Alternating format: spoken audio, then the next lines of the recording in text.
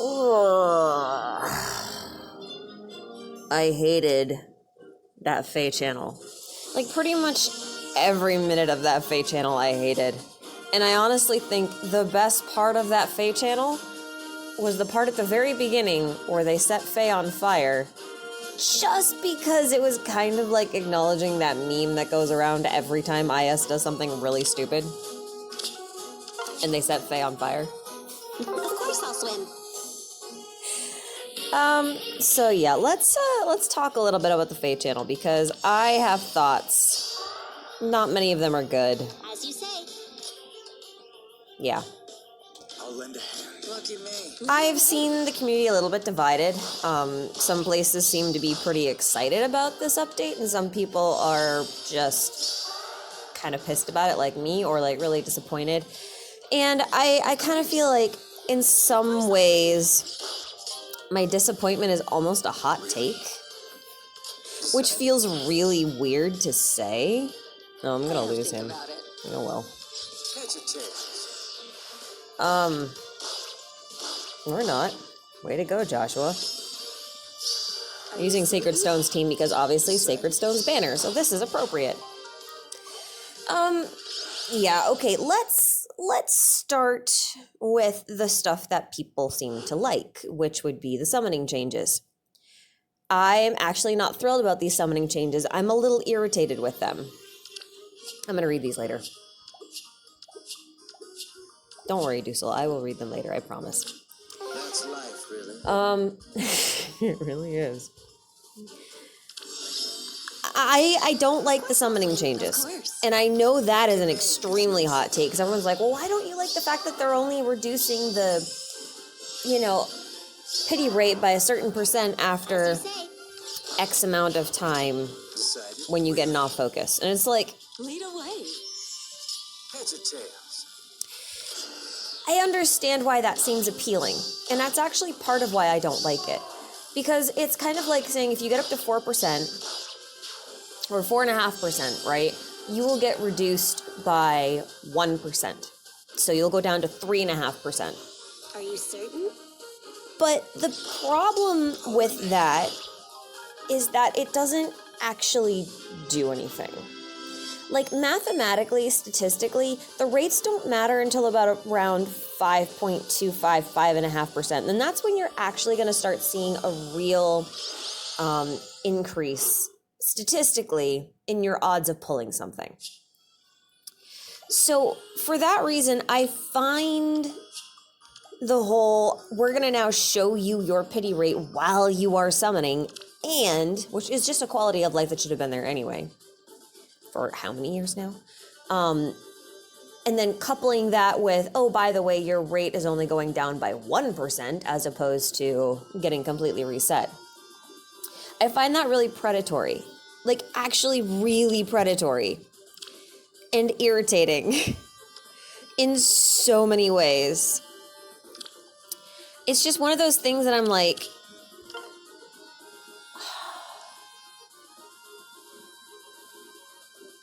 it just makes you feel like you're getting better value when nothing is actually happening. Like, it doesn't do anything. Unless you're consistently getting into, like, really high rates. Like, if you're consistently hitting 5.5%, only going down to 4.5%, I could see that being decent, because it doesn't take that much longer for you to get back up to 5% when the rates actually change again. But the amount of orbs you have to spend there to actually get any value out of the summoning change is a little ridiculous. It's nothing. And I mean nothing. Of course I'll swim. Of course. Like the value you would get from, say, the Spark system, or just them cleaning up the pool, or splitting the pool into two, or anything else. It's the illusion of value. It's not actually valuable. Are you certain? You get me? I'll think about it. As you say. That's why the summoning pool change irritates me so much. I really, really don't like the summoning pool change. I think it's ridiculous and stupid. Lead away. All right? That's just me. I know a lot of people are happy about it. If it makes you feel better, whatever. Take your sugar pill. It's fine. Like I said, it's gonna be a hot take. Now,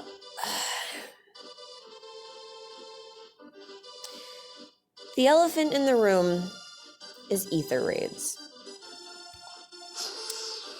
Now, for a long time, people who actually play ether raids have been asking for things that are kind of quality of life. Like, for example, this is gonna make Mist so tanky. I actually really love her refine. Lucky me. Heads or Are you tails? certain? Does she have Razzle and Dazzle?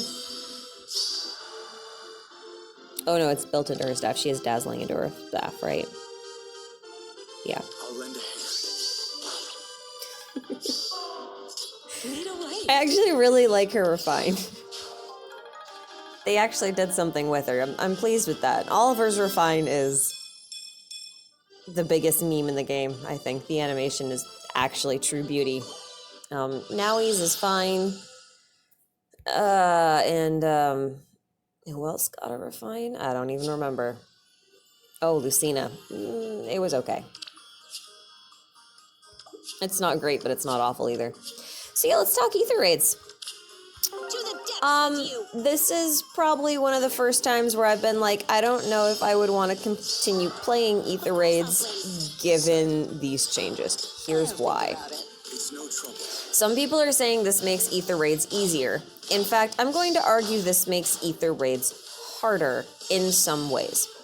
So what they've done is effectively made ether raids... I'll lend a hand.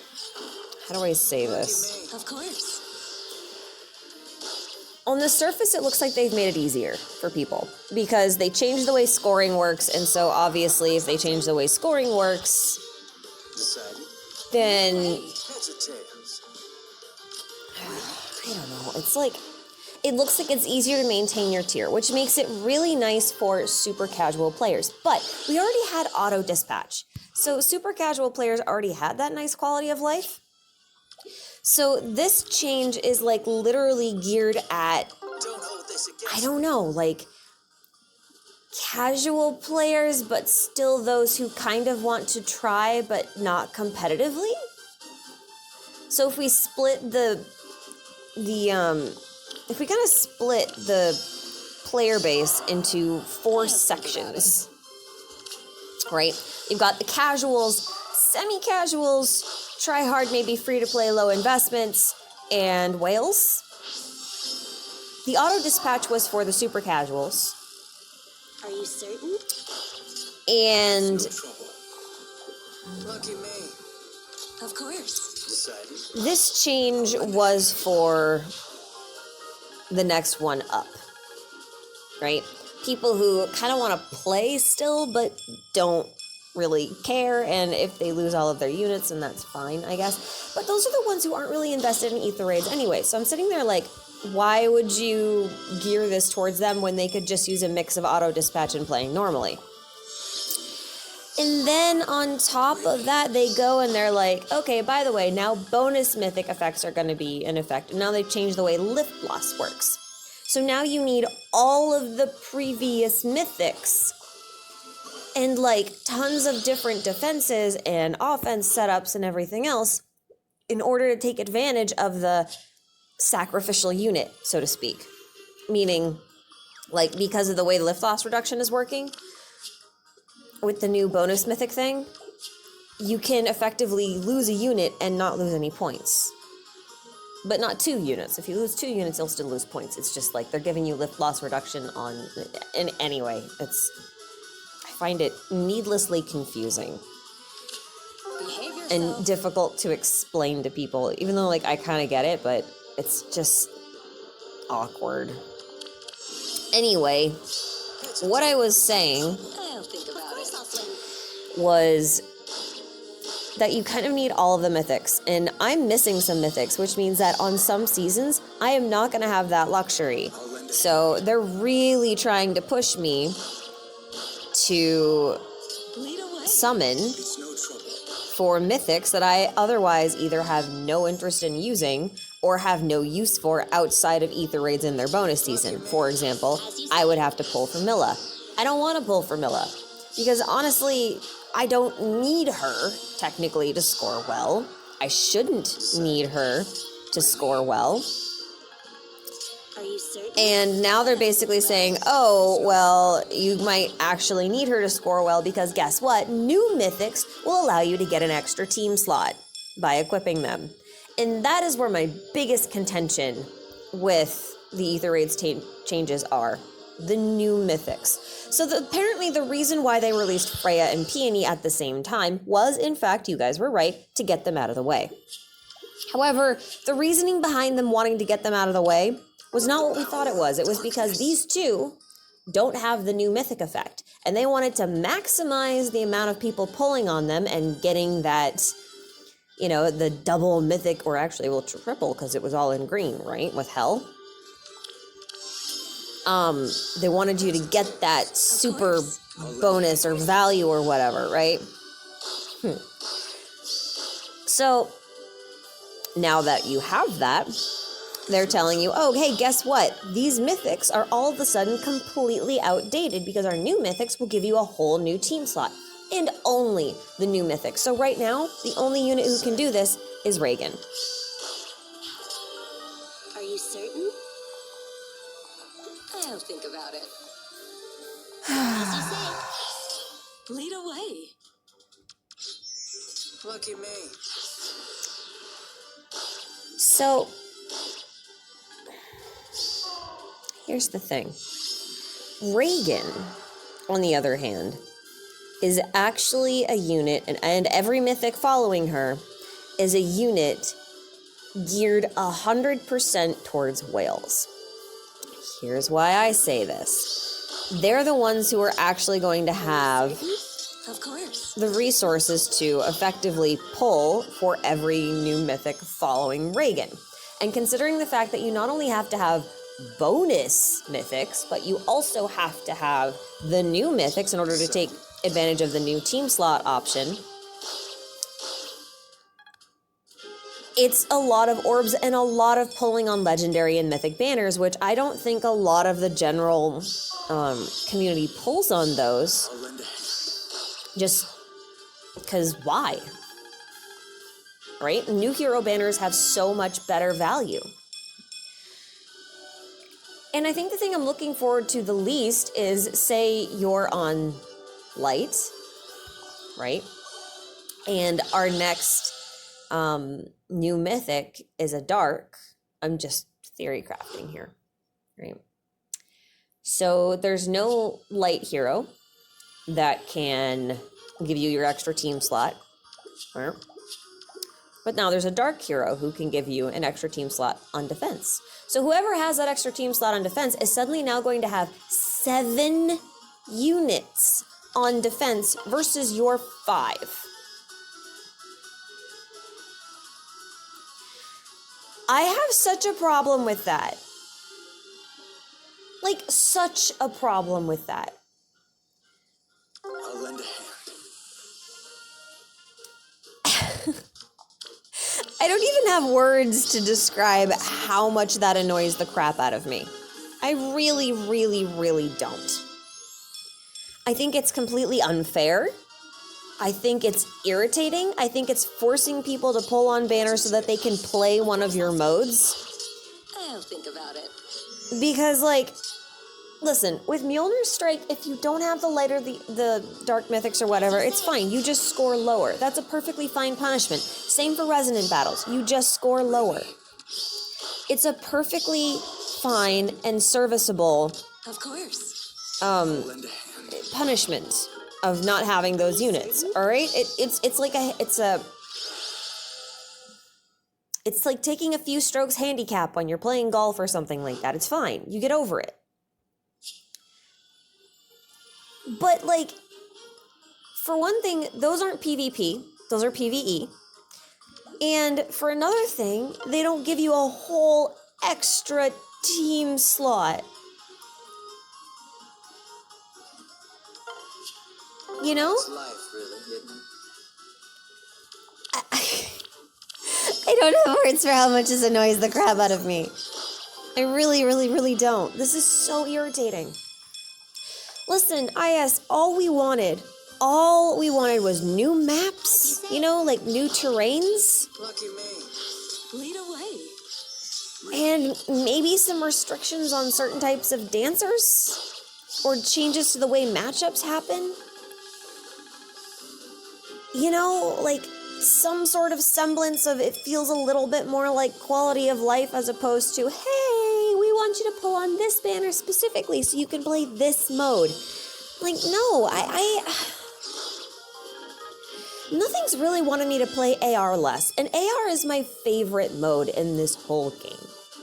It's the reason I play, and I am not looking forward to having 5 units on offense going in and facing a whale defense that has 7 units plus 10 max invested, brand new, like Edelgard in green with an infantry pulse setup, and friggin' legendary Dimitri and legendary Azura, and then friggin', you know, like, I don't want to fight a team of 7 of those. Fighting 6 is already tricky in many situations. I hate this. So I hate that summoning change because I think it's cosmetic, petty, and just an outright cash grab and doesn't actually do anything. And I really hate the Ether Raids changes because I don't know, Don't hold this against they're kind of alienating that middle ground player base, which is kind of the player base that I think keeps their game afloat. Because in mobile games and in, you know, MMOs, those kinds of games where you've basically got the pay to win and the free to play and all that kind of stuff, you actually really need the play to win, the free to plays and like the low investment people, because if you don't have them, the world doesn't feel populated and the whales don't feel like they have any, Really? like they're not actually lording their units over anybody. You know what I mean? Heads or tails? Of course. They have no real incentive to play hard, which in turn kind of just, Decided. Really? I hate this. I hate this very much. It's going to be a while before we actually see these changes really come into play. For a while, just rest in peace your AR defense, which we just spent all this time trying to build a brand new one. So great, that's fantastic. But so for Astra for a while and for like the next 2 months, things are probably going to carry on more or less as usual, but we're all going to lose on defense more because people are going to have an extra team slot. Well, actually, no, that's not true. Well, yeah, no, it is true because she doesn't have a bonus unit right now, I'll lend a hand. but she will. It's no trouble. Oops, I forgot he didn't have an assist. I'll think Oh well, about it. it's fine. She can take a Hubert.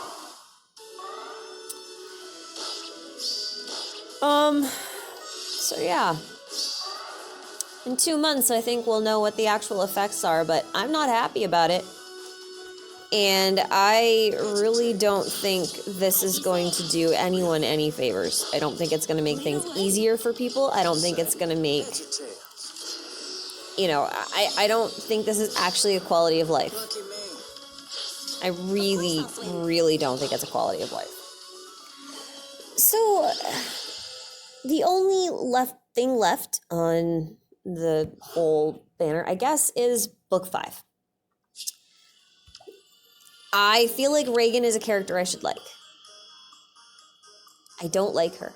To the depths with you.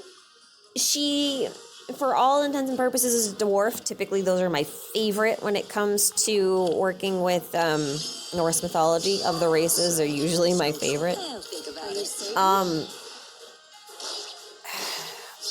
And I love Norse mythology just in general, so I should be really excited that they're going for one of the never touched aspects of Norse mythology, which is Nidavellir, the land of the dwarves.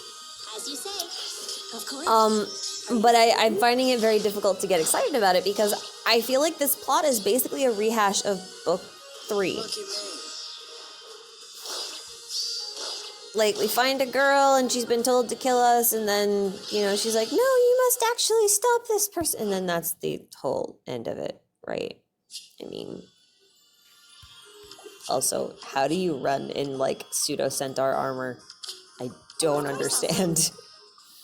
Mechanically, I do not understand how that works.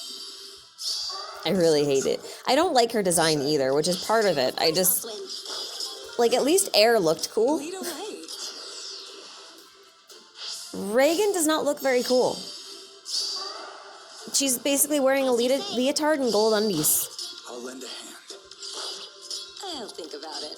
No trouble. She looks more like a Marvel Avenger or something like that. Is it Marvel? Yeah, it's Marvel that does the Avengers.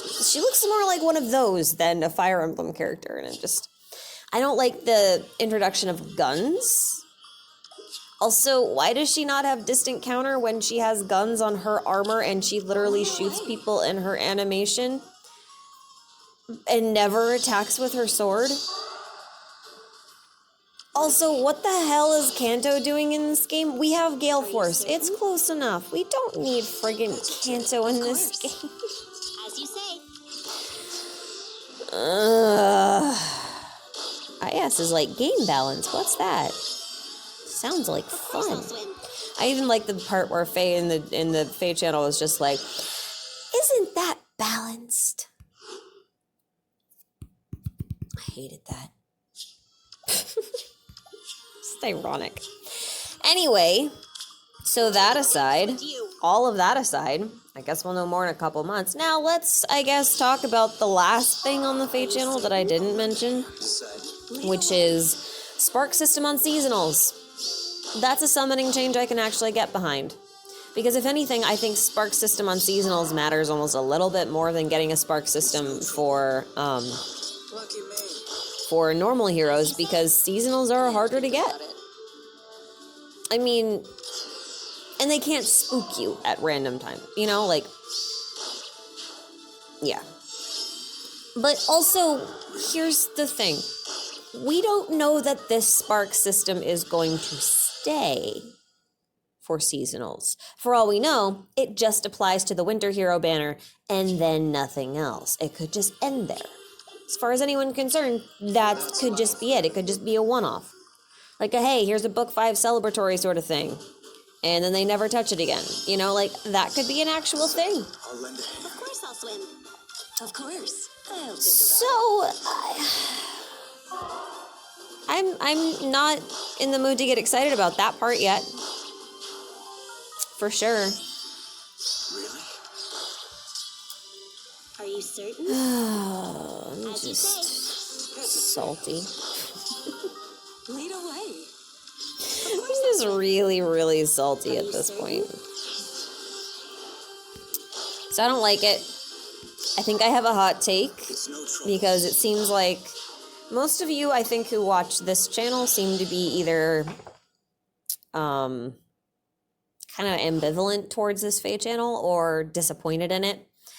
But I did pop on Reddit, and they are actually really happy about it, which I'm kind of like, ugh. And other places are also happy about it. But, like, Behave yourself. I can't find it in myself. It's not even at the level of, like, blatant power creep in the same way that Duo Makaya was. This is in many ways worse, because they're not only telling you who to use, but who to pull for, and then you have to pull for them if you want to stay competitive in X mode. I just don't like that. I really don't like that. I find that incredibly predatory. And this is coming from someone who's playing a gacha game, which is inherently predatory. Lead away. Because it's a gacha.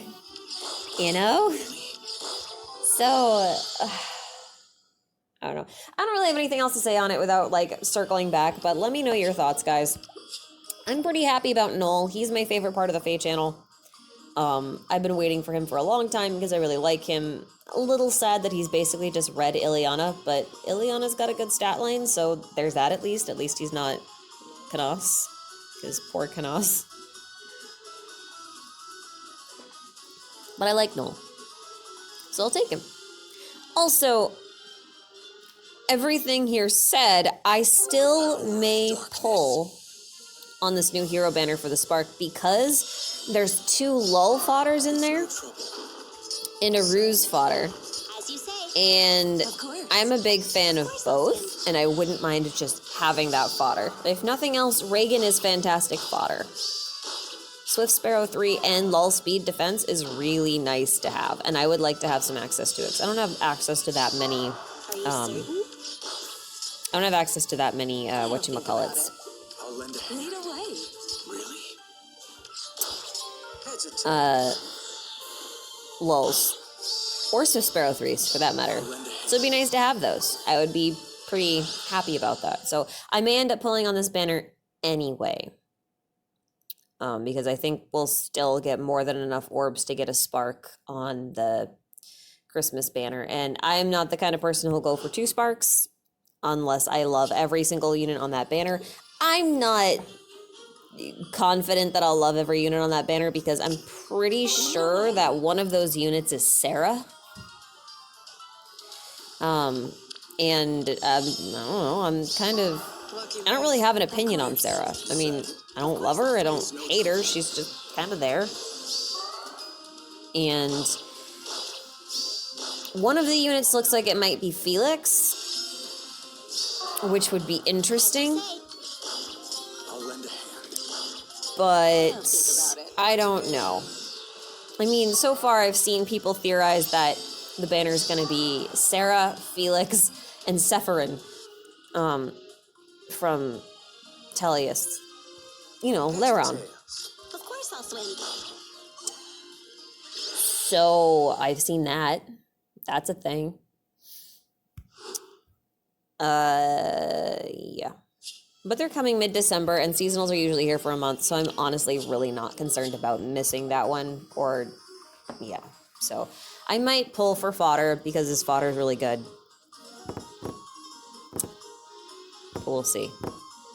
Alright, guys, that's my thoughts on this. I'm out of stamina. I'm probably going to just keep auto-battling this anyway. I wanted to get this out of the way because the Ether Raid video I want to put out is going to come out way later today. Because I have an extremely busy day ahead of me, and I just wanted to do this before I got stuck into it, because I don't know when I'm gonna actually have time to go through and do my other stuff today. So, yep. Thank you guys for watching. Please let me know your thoughts down in the comments. I'm very curious to hear how you guys are responding to it, how you're not. I know some of you have already told me your thoughts already, but now kind of having heard my side of things, if you have anything that goes against what I'm saying, or that you agree or disagree, like, it doesn't matter. I'm just really curious to hear what you guys are thinking. I don't like this direction at all.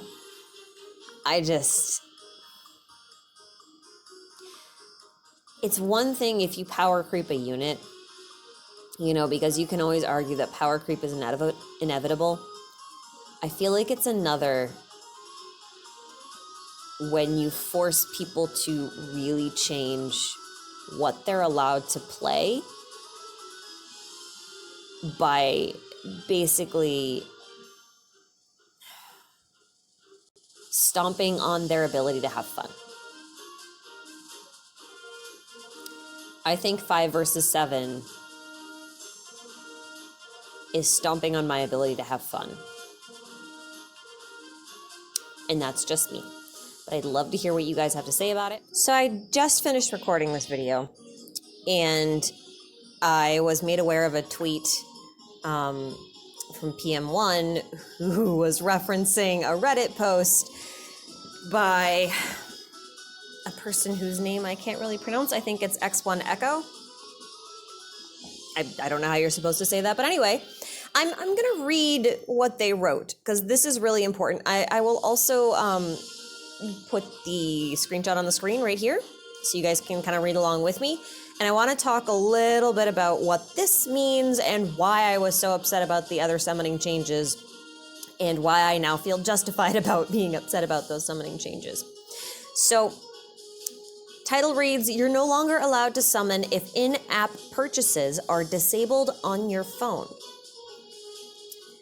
They said, very much not a fan of this. I succumbed to the hell that is gacha gambling in February when I was extremely depressed, and since then I have had in-app purchases disabled on my phone as an extra lock to make sure I stay vigilant if my resolve happens to not be enough. It now recognizes that in-app purchases are disabled on your phone and sends you back to the title screen. It even tells you how to enable in-app purchases again. It's very scummy and predatory if you're in a situation like me. As a note, it boots you back to the title screen if you press the shop, too. I confirmed you can summon with heroic grails, but both the summon and shop functions are the title screen boots, and it doesn't even let you go back. It's aimed directly at impulse buyers. As another note, you're able to spend orbs in general. I spent 3 on the Aether Resort Pass while in-app purchases were disabled. This is deliberate. And PM1 says, Book 5's updates change may harm people with gambling addiction and purchasing impulses. If you have in-app purchases disabled, FEH no longer lets you even enter the summoning menu. So you can't even use free-to-play orbs. You can only access summoning if you have in-app purchases enabled.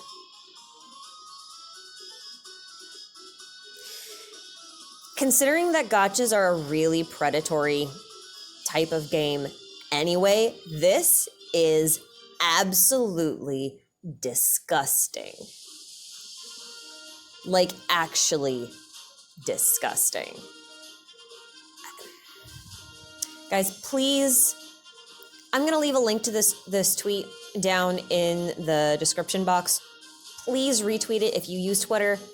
Please go to Reddit and, upvote it or whatever you have to in order to get it more visibility. Frig. And please send some feedback on this, because this is actually really, really, really bad. I'm not a fan at all.